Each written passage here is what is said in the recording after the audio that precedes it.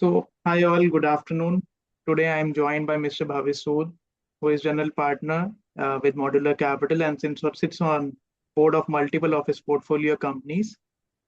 In terms of the today's agenda that we would discuss, today we would discuss our topic would mostly be revolving around how the IT services has changed, such that that C-suite and the SVP level above leaders are finding different pathways, either to enter the entrepreneurial journey directly or indirectly, and we will delve into the different aspects of it, including some of the challenges.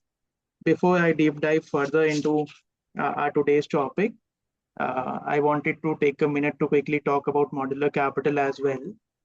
So it is a micro VC firm investing in innovative seed stage technology startups. They have a fund size of close to 20 CR and invest in themes across process automation, applied AI, digital commerce, and those startups building for Bharat, especially lower of the pyramid in terms of the affordability matrix. I also track similar space across process automation, digital twin, industry 4.0, and that's where the synergy lies between the two of us. And today we are discussing. Bhavish, if you would like to give a brief about yourself and more about Modular Capital, if I could do justice with the intro. Yeah, I think basically your introduction was spot on. We basically focus on software and deep tech software companies, typically in the seed stage, writing 100K. We've made investments in process automation, applied AI companies, and also in growth marketing kind of companies. And we've done 13 investments till date, Okay. majority of them in the tech sector. And on the other side, we also have a wealth management advisory business, which my other partner looks after. In that sense, we are a full service advisory firm. Okay. And some bits about you. Yeah, I've been in the investing industry for about 7-8 years now, roughly about 8. And before that, did advisory work at Gartner for about 11 years. And before that, did operating roles, in the tech sector in companies like Virtusa, Plexus, and Zycus. Nice to know that. So we have significant synergies in terms of the space that we are operating in and the specific agenda that we have today. So today only we have a specific column both in the Times of India and the Hindustan Times on how the IT services landscape has changed such that the top talent at these firms is continuously shifting gears and continuously running from one place to the other. The case in point that we observed some time back was those of Wipro and Cognizant, and that significantly brought in one aspect towards us. That was the fact that the non-competes were somewhat non-enforceable. So because of that, we did observe that there has been a significant flux in the IT services space. There's another element to this flux, that is the whole element of Gen AI has brought in the concept of leaner organizations. So a lot of these leaders, instead of moving to rivals, have started their own companies. Case in point being Tech Mahindra's ex-CEO, Mr. C.P. Gurnani, starting his. My first question is, and this is the most important bit, I believe, to understand, is who does the Rolodex belong to? Firstly, also help our people in the younger age group to understand what Rolodex is, because a lot of us would be familiar with LinkedIn, but won't be familiar with Rolodex. So, Bhavish, the stage is yours. A very colloquial term in that sense. And I do recommend people watching a movie called Glengarry Glen Ross, especially those of you want to build out a business at some point.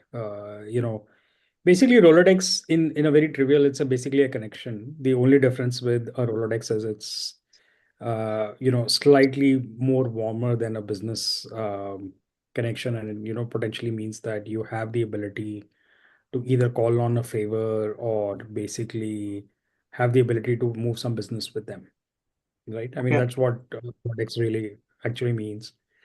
And I think it's an interesting question. Does the Rolodex belong to the organization or to the person who's managing it? And I think there are pros and cons to both. I've seen some CEOs who've left. So if you look at a typical pattern, what is a typical pattern? Typical pattern is CBO or CXO. These are people, either a chief business officer of a IT services company or president or SVP of a division. Let's say you're heading financial services, manufacturing, or insurance. Typically, you come out and you start to look for entrepreneurial opportunities, right? Now, I have seen more CBOs kind of people leaving and starting. See, the crucial difference is we first have to fundamentally understand that practice level roles in IT services companies in India are usually glorified delivery roles. Okay. Okay. They are strictly not managing a PNL. I think Infosys is probably an exception to that rule. And a very telltale sign of that is that when you look at the success of these guys, they it's anecdotal, and I don't want to put names, but if you look at the anecdotal evidence of some of these people, when they leave their roles, you'll find that they're not very successful. Okay. Okay.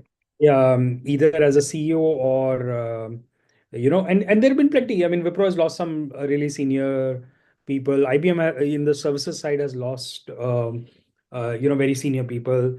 They've gone on to CXO, CEO kind of roles, but not very successful. There are exceptions. Great example, LC Singh ran Africa, and I think Middle East and maybe some parts of Europe for TCS, started in Ireland. But there have so if you look at purely from a track record perspective, I think it's very evident that the Rolodex actually belongs to the firm. Okay. Okay. But what tends to happen is that there are usually 18 to 24 months.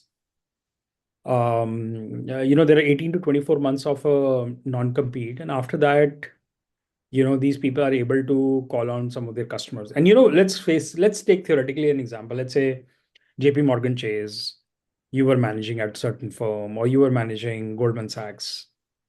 Just because you have some sort of a relationship, it doesn't mean that the client will move just because you are moving.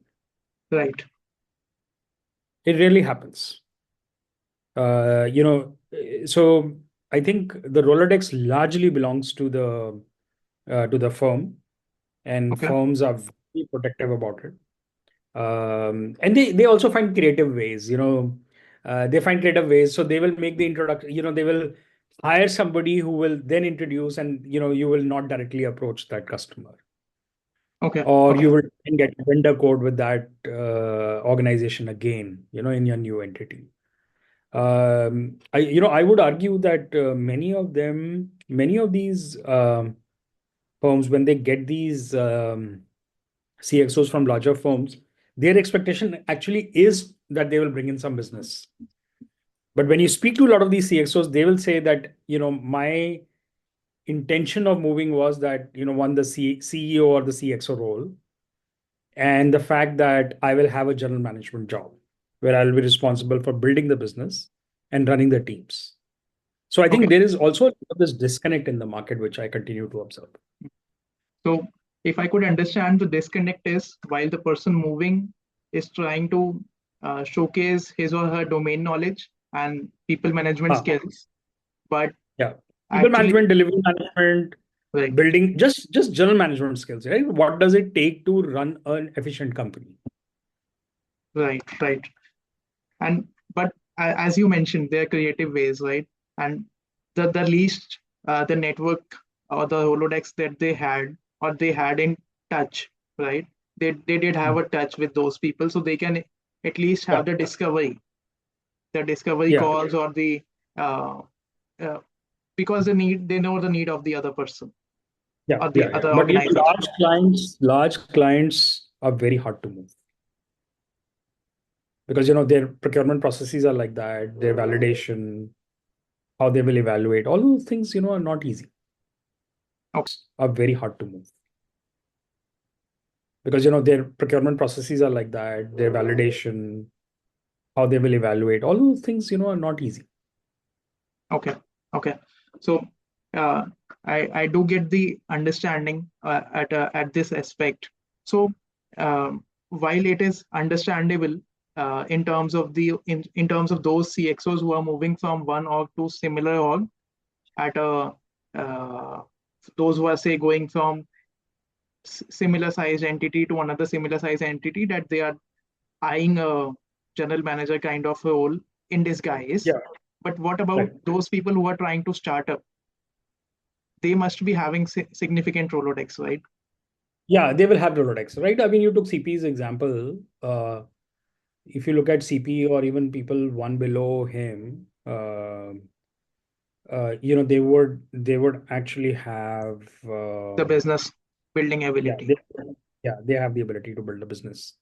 Now, again, the disconnect comes that the expectation of the hiring team is again the ability to bring in some business. And let me give you an example. Let's say you were the CMO at one of these in the Indian large four. How you will run marketing there, or sales and marketing rather, there is not something that is replicable, because these companies also have a brand now, even though they're offshore, they're low cost. They might be perceived as a factory model, but the fact is that the Indian large four companies are extremely strong brands in the US or Europe, among the European buyers. Okay, agreed. Offshoring is like more than 35, 40 years old now. And these companies are extreme. So if you went to a relatively a tier 2 company, unless they were a very niche, vertically focused company, okay, right? Somebody like a Persistent, which is predominantly known for digital, or Happiest Mind, which is known for emerging tech, it'll be very hard to replicate and bring that same playbook into these companies, what you had at one of the large fours.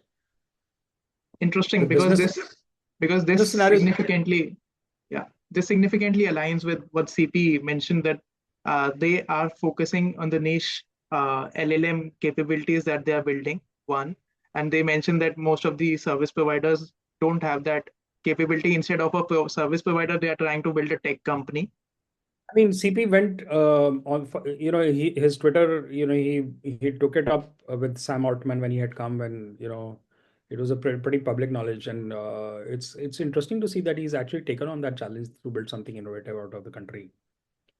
And yeah, it's a smart thing to do. There's no point building another tech app. Thanks, Bhavish, for your time. So we could understand a couple of bits into what these leaders are doing, what these leaders might be going through and might be facing. And at the same time, we might see a couple of new listings apart from our traditional IT heritage providers, which these entrepreneurs or these leaders turned entrepreneurs build. And thanks a lot for your time, and thanks a lot everyone for joining in, and do share your comments onto the specifics that we discussed. And if there's anything that chimed with you, if there's anything that you feel is different and you are seeing empirically different evidences for. So thank you. Bye-bye. Take care.